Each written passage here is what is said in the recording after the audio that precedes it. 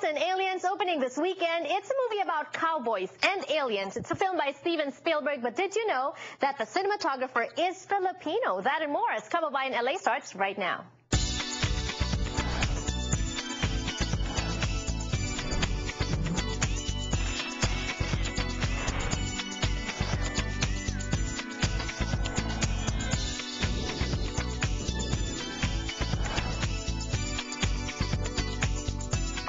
Today on Kababayan LA, a fashion show where sake overflows. It's an annual thing for the Little Tokyo Service Center, and the best thing about it is there are still tickets and you can still catch up with us later. Pag-usapan po natin ngayong hapon sa Kababayan LA. But before anything else, entertainment report from Nepales Reports.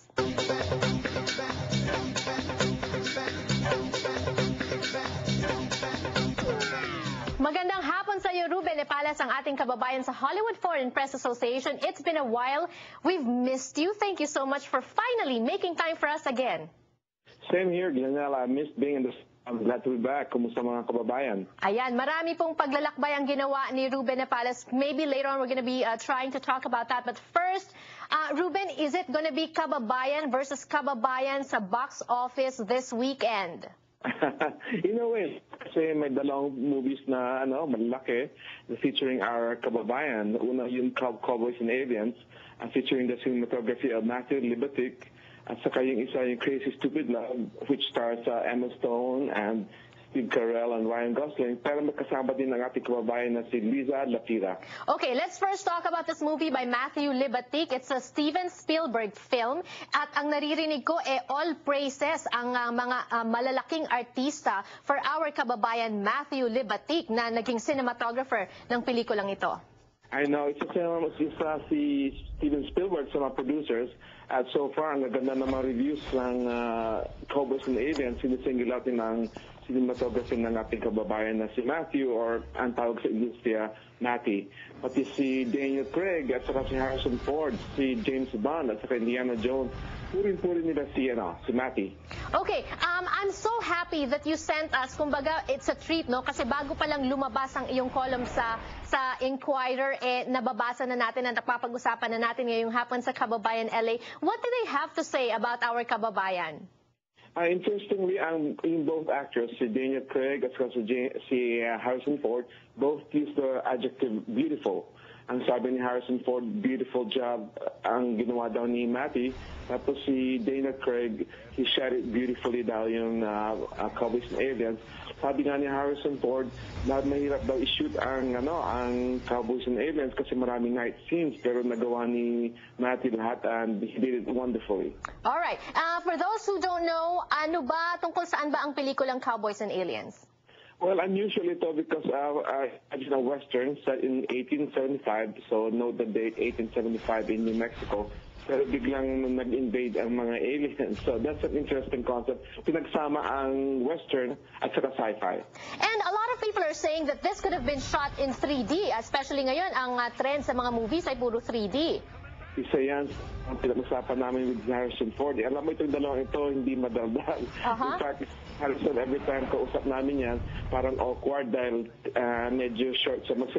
Pero eventually, parati siyang nag-warm up eventually. So, pero nung tinanong ko siya bakit nag-light up siya, talagang ganado siya mag-answer kasi una daw ang dapat isi-shoot it in 3D. Pero ayaw ni Harrison 3D at mabuti na lang daw at isa sa mga nag-decide or tumulong sa decision is si Matty gawing 2D to in a 35mm film format instead of digital. All right, so that's Cowboys and Aliens opening this weekend. Also opening this weekend is Crazy Stupid Love at nandyan ang ating kababayan actress na si Liza Lapira. Can you tell us a little bit about her, Ruben? Ano bang role niya dito sa movie na ito? Nagulat nga kami kasi bigla na ay Filipino-looking actress na kasama ni Emma Stone. She plays the best friend of Emma Stone in the movie. And ang puri-puri din siya ni Emma Stone. Ang sabi nga niya is Liza Lapira daw is one of the finest actresses she ever worked with.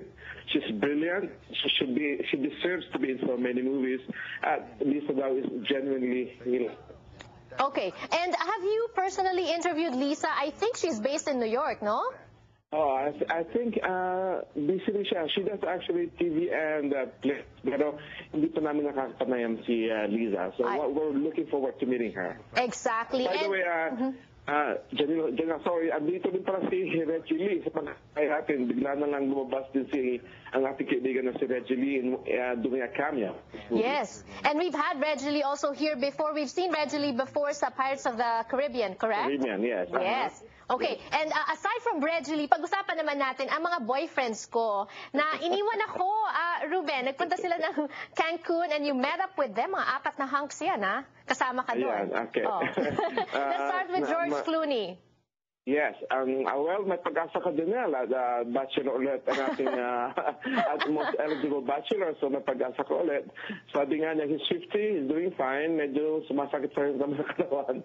Pero he's the George Clooney na after a photo call, nagpunta siya sa mga reporters, chatted with them, shook their hands, so mas simpatiko talaga ang iyong potential, kasintahan. Ayan, oo nga. Sana makilala ko siya, Ruben. You have to get on it. Alright, aside from George Clooney, ito naman si Brad Pitt.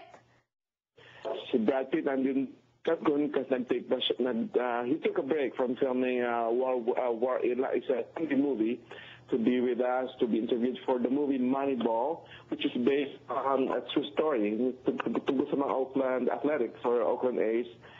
In 2004, yung manager nila, instead of hiring the big-name baseball players, they research at hinay nila yung mga solid but undervalued players. So, balik sa yun ang movie. Alright, and finally, Justin Timberlake. Kakantahan ka na, sasayawan ka pa, di ba? Oh. At saka nagpapakita pa ng katawan dito. So sabi nga niya sa amin, kasi dami niyang nude sex scenes with Mila. Sabi niya, to prepare for this movie, aside from his doing his regular regimen, he stopped drinking his favorite beer and stopped to be in good shape for this movie. All right, but there's no budding romance between him and Mila Kunis, correct? Wala. But by the way, si Mila showed up in our press conference in Cancun wearing a dress by our kababayan, Monique Dulce. Wow, really proud day for kababayans, proud times for kababayans in Hollywood. And finally, Ruben, when you attend junkets like that, I know you're in one today ata, you're very busy. Mas okay ba na in a setting like Cancun, mas relax ba yung mga artista or it doesn't matter? Well, ang sasabi nga nila na nakikita kami na naka-swimming trunks sa mga reporters, whatever that. Pero napapansin nila, na-relax ang vibe. So, na-relax din sila, relax din ang mga reporters. So, nagugustuhan nila yon. Ayan, okay, ipapahanap ko yung picture na naka-swimming trunks, si Ruben Nepales. For now, thank you so much and more power to you. Okay, salamat din. Glad to be back. Alright, same here, Ruben. Kung gusto niyo pong makabasa ng marami pa mga articles ni Ruben Nepales, he has a lot of scoops. Sa Inquirer po yan. Hanapin niyo po ang website ng Inquirer. At ang pangalan ng kanyang column ay Only in Hollywood. We'll be back for more on Kababayan LA. Don't go away.